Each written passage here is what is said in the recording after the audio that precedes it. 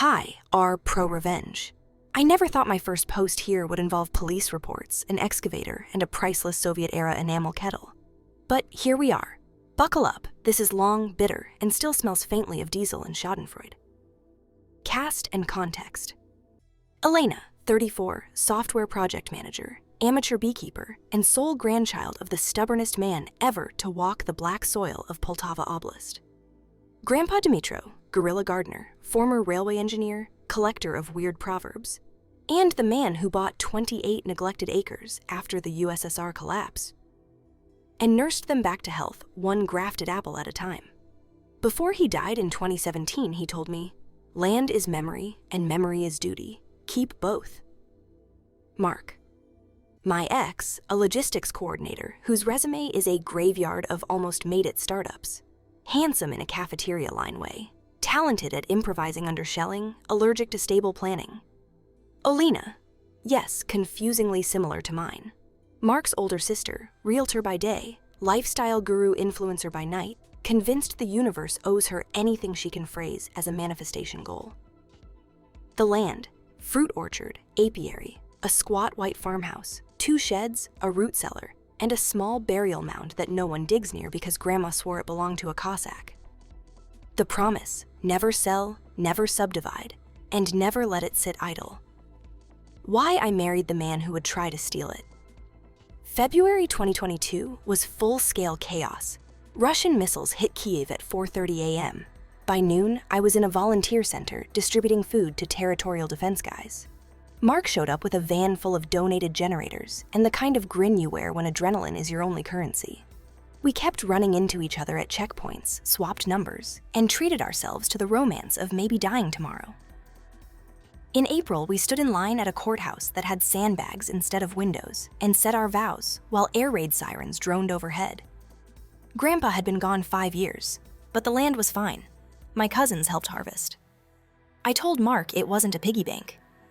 He nodded like a man who definitely intended to forget the first red flags I painted white. When Mark suggested renting part of the orchard to a telecom company for a tower, because passive income, I said no. He pouted, then moved on. When Olena asked if I'd consider building a glamping village because tourists love authenticity, I laughed and changed the subject. When Mark tried to convince me to refine Jean's our Kyiv apartment to buy a second flat as an inflation hedge, I said we were busy enough surviving. Each time I thought, stress makes people scheme. Once the war calms down, he'll calm down too. Spoiler, he didn't. The day the phone rang. March 2nd, 2025, 14:07. I was in a co-working bunker in Lviv arguing about sprint velocity when my unknown number tolerance hit 0. I answered ready to blast a scammer, but heard a measured voice say, "Mrs. Koval, this is Serhiy from the State Service of Geodesy, Cartography, and Cadastre. We have some irregularities concerning a transfer of property ID 14306B. That's Grandpa's plot number tattooed on my memory. Serhiy emailed copies. A purchase-sale contract, my signature, wire confirmation, notary stamp. Price, UAH 1.1 million, roughly half market value. Buyer, Olena H. Seller signatures, mine and Mark's. Date, 7 days prior, when 40 witnesses had watched me present a progress report on Teams. My chair squeaked as reality tilted. Speedrunning the 5 stages of betrayal: denial, anger, bargaining, depression, revenge, burn them down. I boarded the next train. Gathering proof like Pokemon cards. Kyiv, 0615. Mark MIA, joint account drained. His home office looked like a murder scene for stationery. Drafts of sale contracts, sticky notes with tins, a pro-con list titled, "She'll get over it if," and jackpot, a note. Notary Ogneva. Friday, 11:30, cash envelope. I photographed everything. Serhiy accompanied me to the notary. She cracked within minutes, confessing Mark paid her $500 to stamp the forged deal. She wrote a sworn statement before her coffee cooled. Assembling the team, Aunt Svetlana, defense lawyer, heels sharp enough to pierce tanks, filed an emergency injunction freezing the property, a motion to freeze Mark and Olena's accounts, and criminal complaints for fraud and forgery. We had evidence, witnesses, and a timeline tighter than his favorite skinny jeans. Playing the long con of acting oblivious. Mark sent cheerful selfies all week. I responded with thumbs-up emojis and scheduled our Netflix watch party as usual. Meanwhile, I traced the cash path. Land money wired to a new joint account Mark opened using a scan of my passport he'd needed for emergency visas. He withdrew everything, deposited some into Elena's renovation company, and bought 2 tickets to Antalya for dates overlapping the court hearing he didn't know existed. I printed the itinerary and highlighted the beachside resort. First real showdown, preliminary hearing, Kiev District Commercial Court. Benches groaned under the weight of every neighbor Grandpa ever helped, plus half my IT department. Mark scanned the room for me. I smiled like a shark that flosses. Olena arrived late wearing white linen and sunglasses indoors. Evidence, notary's confession, forged signature, bank footage, GPS showing me in Lviv. Judge declared the sale void ab initio, slapped liens on their accounts, and ordered Olena to vacate within 10 days. That was appetizer. Going for the main course, eviction express. 10 days felt generous. I tipped the municipal inspector about unpermitted construction. He tagged the site unsafe and served a 24-hour vacate notice. I hired a moving crew and police escorts. Olena screamed while we changed locks, then abandoned the property. Among seized items, 4 designer coats, 2 antique chairs she'd looted, and my grandpa's enamel kettle, dent included. I kept the kettle. The divorce that became a crime thriller. Mark tried to stall divorce by claiming reconciliation hopes. We produced evidence of his Antalya booking with a +1 sister escape plan note. The judge scheduled trial. Prosecutors loved the notary's plea deal. Mark faced fraud and forgery charges, max 8 years. Olena faced fraud as accomplice. Mark's bail was denied when a lost second passport surfaced. Repairing the damage. The orchard looked war-torn. Trenches for water lines, lilac stumps, toppled hives. Volunteers arrived with saplings, shovels, and a portable bee enclosure. We grafted fresh cuttings, replanted 20 lilac bushes, and signed a 5-year lease with a nonprofit that trains displaced families in agroforestry. They'd live in refurbished cabins, keep 80% of profits, and help restore the farmhouse. Mark's one phone call. Pre-trial prisoners get 1 monitored call weekly. Mark phoned me. "Lena, you won. Unfreeze my savings so I can hire a real lawyer?" Me. "Savings you stole? Hard pass." Mark. "If I go down, Olena drags you too. She has dirt." Me. "The only dirt she has is under the illegal shed foundation." Click. The trials. September 3rd, 2025. I sat front row holding the enamel kettle. Notary Ogneva testified. Mark orchestrated everything. Olena handled cosmetic changes to launder the theft. Texts between them displayed. Olena, "She'll cry but family forgives eventually." Mark, "She's sentimental, not stupid, hit quick." Judge unimpressed.